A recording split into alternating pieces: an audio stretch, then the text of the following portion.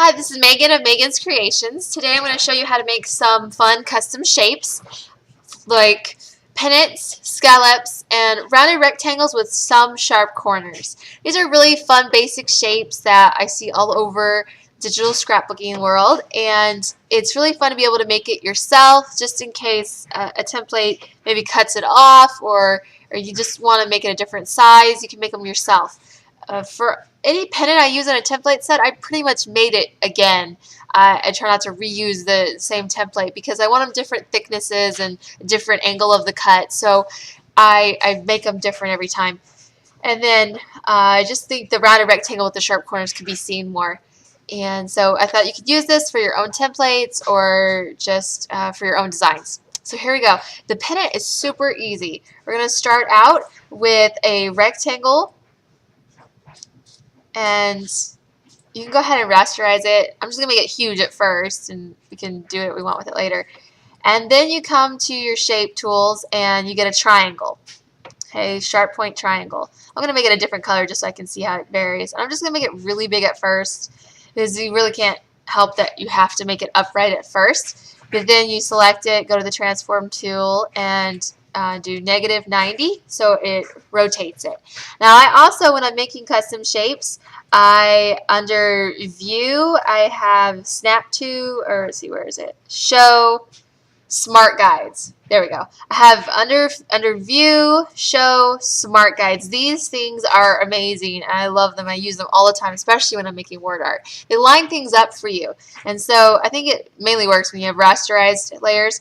But you rasterize it and you see these little purple lines that show up. They're showing you where to line things up, where it's in the middle, and we want it even. And you keep moving your triangle till you know that it covers up the ends there. We don't want an end point showing exposed. Now that's more of a cut than I like my pennants to usually have, so I'm going to go ahead and shrink the triangle, and you'll have to move it over again. And I'm like, yeah, I think I like my pennant to be about that much. And click OK, and that smart guide helped me line it up so it's right in the middle of my rectangle here. And you know, this is the time to play with it. If you're like, well, I want my pennant to be skinnier, then you know, if you use the percent when you're making it smaller, it'll keep it centered with the triangle where we found it. So let's say we want a skinny pennant like that. Like, okay, and we resized it. Don't make your objects bigger. You know, I've told you this a million times. Don't make them bigger. Shrink them down. If you decide that you wanted it bigger, make a new shape. Don't try to go back and go, oh no, I liked it wider, and try to stretch it out now that we shrunk it down. That creates pixelation and rough edges and jagged edges, and we don't want that. So I like this shape of my pennant, and now I go to my triangle and I go to blending options, and here under the default blending options, go fill opacity 0%, and you'll see in our little viewer here, our navigator, that the triangle has disappeared. But what makes it great is when we go to knockout and we go deep, and now it's going to take that triangle and it's going to cut it out of our pennant. And you click OK, and then you click on both of them and you say merge layers. And so then I don't usually use my pennant sideways, and then you can rotate it 90 degrees, and you've got a fun little bookmark pennant, or if you like it sideways, you keep it that way. So that's pennants, really easy and simple, and you can always adjust, you know, how deep a cut you want it to be, how skinny you want the pennant to be. I just love making my own pennants and making them custom based on the template and what we need. Okay, next thing is scallops. And we start a new layer here, and we're going to use our brush tool for this. And you want to go to your basic circle brush tool, and maybe you want bigger scallops than that. I do. I'm going to do it maybe about 100, let's see, about 200. Okay, that's a pretty good scallop size. Okay, and so I'm using this brush tool, and now we need to go over this brushes palette here. And under brush tip shape, we have spacing, and this little preview here is going to show us what it looks like. If we stretch it out, we'll start to notice we get this fun little scallop shape here, and we want them to be just barely touching, so about there. That looks pretty good to me, and it'll only curve if you do that in the curve, but I'm gonna show you how we're gonna just do it straight. Okay, so we got the brush tip shape down. Now when you come to your document, hold down the shift key and then click with your mouse. I'm clicking with my left button and dragging it down. And even if I'm not perfectly straight, the shift key keeps my brush stroke straight. So holding down that shift key made this straight. It's on its own layer. And then you can come in with the select tool and make it a straight edge for you. Put it right down the middle there. And I'm hitting Control X to subtract that selection. I've got this fun, cute little scallop. And you can make the brush tool bigger to get a bigger scallop than that. And that's that basically. And I use the same method to try to put cute little holes in it. It takes a little more finagling though with me. I have to, it takes a little time to get it just right. So you'd want it smaller, probably smaller than that. You can just keep holding the brush over, see, okay, how small do I want it?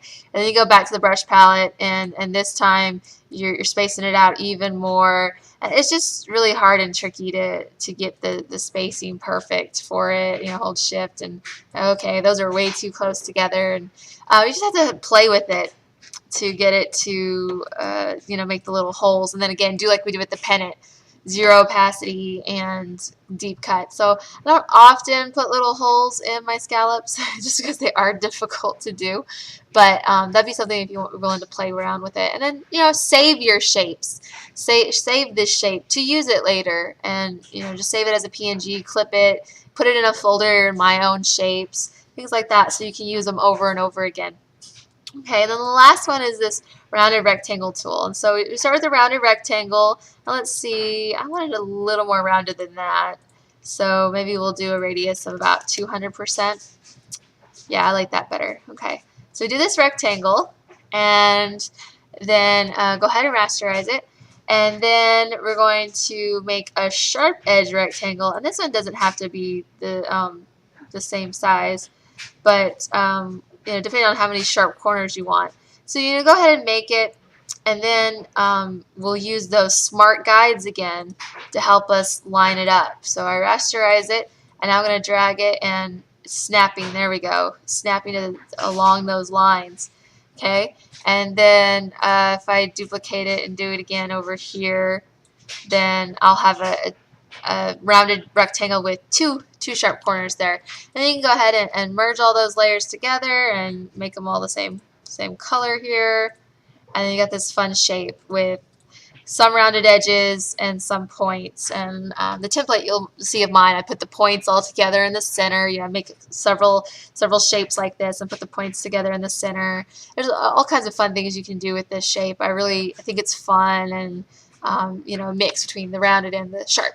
So anyways, those are some shapes that I make custom, and just play around with it and build your own tools. The smart guides are really helpful, and that brush tool, it's got a lot of different fun uses for it. So I hope you found this interesting, and hope it encourages you to play more in Photoshop. And I'll see you next time.